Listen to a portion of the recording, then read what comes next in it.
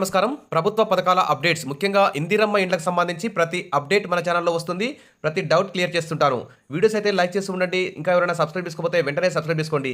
ఇక వివరాలకెళ్తే ఇందిరమ్మ ఇండ్ల కోసం మరి ప్రజాపాలనలో సంవత్సరం కింద అయితే చాలామంది దాదాపు రాష్ట్ర వ్యాప్తంగా 80 లక్షల మంది అప్లై చేసుకున్నారు.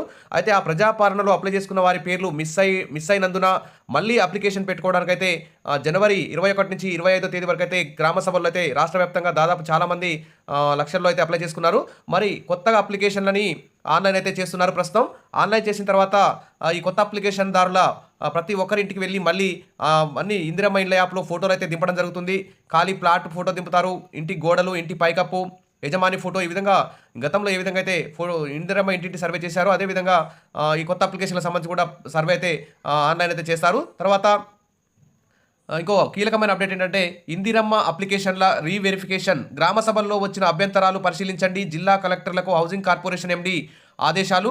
అదేవిధంగా పాత ఇందిరమ్మ ఇండ్లకు కూడా సహాయం చేయాలని రాష్ట్ర ప్రభుత్వం నిర్ణయిస్తున్నట్టు పూర్తి సమాచారం సేకరించినట్టు కూడా ఇక్కడ ఒక అప్డేట్ అయితే వచ్చింది. ఇక ఉమ్మడి రాష్ట్రంలో ఇందిరమ్మ ఇల్లు తీసుకొని సొంత నిధులతో ఇల్లు పూర్తి చేసుకున్న వారికి కూడా ఆర్థిక సహాయం అందచేయాలని ప్రభుత్వం అయితే భావిస్తోంది. రాష్ట్రంలో ఇలాంటి ఇండ్లు పూర్తి చేసుకున్న వారు సుమారు 2 లక్షల మంది వరకు ఉంటారని అధికారుల అంచనా. 2014లో టీఆర్ఎస్ అధికారంలోకి రాగానే స్కీమ్ అమలు అవ్వడంతో పాటు సగం అమౌంట్ అందుకున్న లబ్ధిదారులకు మిగతా నిధులనైతే ప్రభుత్వం ఇవ్వలేదు. దీంతో పబ్లిక్ తమ సొంత నిధులతో ఇల్లు పూర్తి చేసుకున్నారు.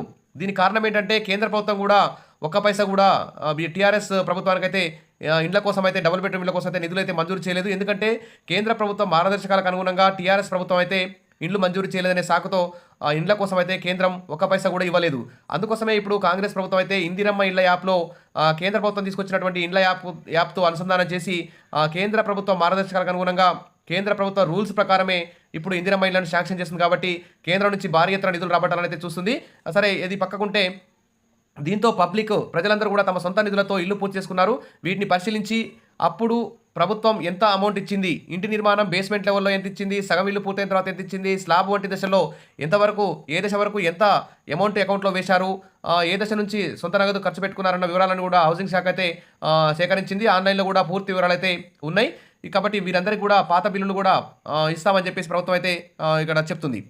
ఇక ఇందిరమ్మ ఇళ్ళ అప్లికేషన్ సంబంధించి ప్రస్తుతం అయితే ఎమ్మెల్సీ ఎలక్షన్ కోడ్ అడ్డు వచ్చే అవకాశం ఉంది. అదేవిధంగా ఫిబ్రవరి 2వ వారంలో సర్పంచ్ ఎన్నికలు, ఎంపీటీసీ, జెడ్పీటీసీ ఎన్నికలకు కూడా మళ్ళీ ఎన్నికల నోటిఫికేషన్ వచ్చే అవకాశం ఉంది.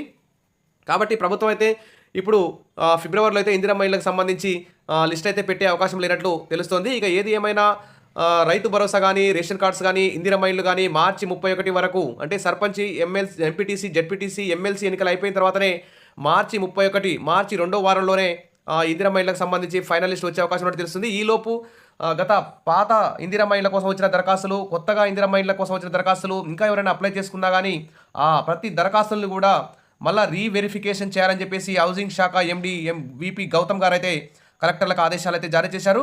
ఈ మేరకు గురువారం ఆయన సర్క్యులర్ జారీ చేశారు. గతంలో అప్లై చేసుకున్న పబ్లిక్ ఇటీవల గ్రామ సభల్లో పలు అభ్యంతరాలు తెచ్చారని, గ్రామ సభల్లో వచ్చినటువంటి కొత్త అప్లికేషన్లు సైతం క్షుణ్ణంగా పరిశీలించాలని పేర్కొన్నారు. ఇక ఆల్రెడీ జనవరి 26వ తేదీన 72,000 మందికి ఇండ్ల పట్టాలు కూడా మంజూరు పత్రాలు కూడా అందజేశారు. అందులో కొన్నిటికి మంజూరు పత్రాల మీద సంతకాలు పెట్టించారు, కొన్నిటి మీద సంతకాలు పెట్టివ్వలేదు, కొన్ని అధికార పార్టీకే వచ్చాయి, కొన్ని ఇండ్లున్న వారికే వచ్చాయి అంటున్నారు. కాబట్టి మళ్ళీ 72,000 మందికి మండలానికి ఒక ఊరు చొప్పున దాదాపు 72,000 మందికి ఇందిరమ్మ ఇండ్ల మంజూరు పత్రాలు అందజేశారు. ఆ మంజూరు పత్రాలు అందుకున్న వారి యొక్క డీటెయిల్స్ కూడా సేకరించి మళ్ళొకసారి సర్వే చేసి అందులో కూడా ఎవరైనా అనర్హులు ఉంటే వారి మంజూరు పత్రాలు కూడా క్యాన్సిల్ చేయాలని చెప్పేసి కూడా హౌసింగ్ శాఖ ఎండీ అయితే కలెక్టర్లకు ఆదేశాలు జారీ చేశారు. ఇక 3 కేటగిరీలుగా అప్లికేషన్లు అయితే డివైడ్ చేయడం జరిగింది. దాదాపు రాష్ట్ర వ్యాప్తంగా 80 లక్షల అప్లికేషన్లు వస్తే అందులో 70 లక్షలు గ్రామీణ ప్రాంతాలకు మున్సిపాలిటీలకు సంబంధించినవి, ఇక 10 లక్షలు జిహెచ్ఎంసీకి సంబంధించిన ఇందిరమ్మ ఇండ్ల అప్లికేషన్లు ఉంటే దాదాపు ఇందులో 3 రకాలుగా విభజించారు. L1, L2, L3గా అప్లికేషన్లు అయితే విభజించారు. మొత్తం L1 అంటే సొంత జాగా ఉండి ఇల్లు లేని వాళ్ళు, L2 అంటే స్థలం, ఇల్లు 2 లేని వాళ్ళు, L3 అంటే అద్దె ఇంట్లో ఉన్నవారు, రేకుల షెడ్డు, పెంకులింటలో ఉన్నవారిగా విభజించింది.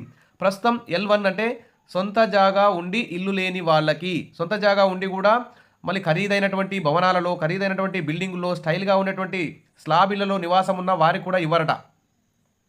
అట్లా సొంత జాగా ఉండి ఇల్లు లేకుండా ఉండి మామూలు ఇండ్లల్లో, రేకుల ఇండ్లు, పెంకుల ఇండ్లు, ఈ విధంగా అలాంటి ఇంట్లో ఉన్నవారికే ఫస్ట్ ఫేజ్లో ఇల్లు ఇస్తామని ప్రభుత్వం అయితే చెప్తుంది. కాబట్టి ఇక L1 పబ్లిక్ ఇండ్లు ఇవ్వాలని ప్రభుత్వం నిర్ణయించగా L2లో అంటే స్థలం, ఇల్లు లేని వారిని 2 దశలో తీసుకోవాలని ప్రభుత్వం నిర్ణయించింది. అన్ని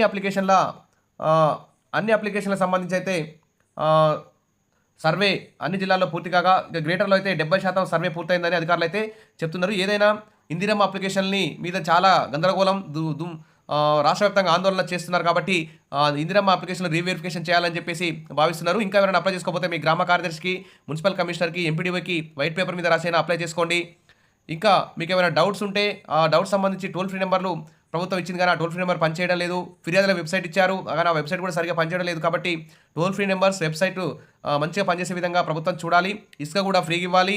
తర్వాత ఎవరికైనా ఇల్లు శాంక్షన్ అయితే 5 లక్షలు ఒకేసారి అకౌంట్లో వేసే విధంగా ఉండాలి. దశల వారీగా ఇస్తే మళ్ళీ అప్పులు చేసి ఇల్లు కట్టుకుని అప్పులు చేయాల్సి ఉంటుంది. కాబట్టి ప్రభుత్వం ఆ దిశగా ముందుకు పోవాలి. సరే, ఏది ఏమైనా గ్రామ సభలు, ఇందిరమ్మ కమిటీలు ఆధ్వర్యంలో పేదల్లో నిరుపేదలకే ఇల్లు దక్కాలని చెప్పేసి అందరూ కూడా భావిస్తున్నారు. ఏదైతే తొందరగా ఇవ్వాలి. ఎలక్షన్ కమిషన్ పర్మిషన్ తీసుకునైనా ఈ ఇందిరమ్మ ఇళ్ల పథకాన్ని వెంటనే ఫిబ్రవరి మొదటి వారంలో ప్రారంభిస్తే బాగుంటుంది. మార్చి 31 దాకా ఆగాలంటే ఎండాకాలం చాలా కష్టమవుతుంది. కాబట్టి వెంటనే ఇందిరమ్మ ఇళ్ల లిస్టు ఎలక్షన్ కమిషన్ పర్మిషన్ తీసుకొని ఇందిరమ్మ ఇళ్ల లిస్టు ప్రకటించాలని చెప్పేసి లబ్ధ ఆశావాళ్ళందరూ కూడా ప్రభుత్వాన్ని అయితే డిమాండ్ చేస్తున్నారు. Wish all the best. మరిన్ని అప్డేట్స్ కోసం మన ఛానల్ని ఫాలో అవుతుండండి. వీడియోస్ అయితే లైక్ చేస్తూ ఉండండి. Thank you.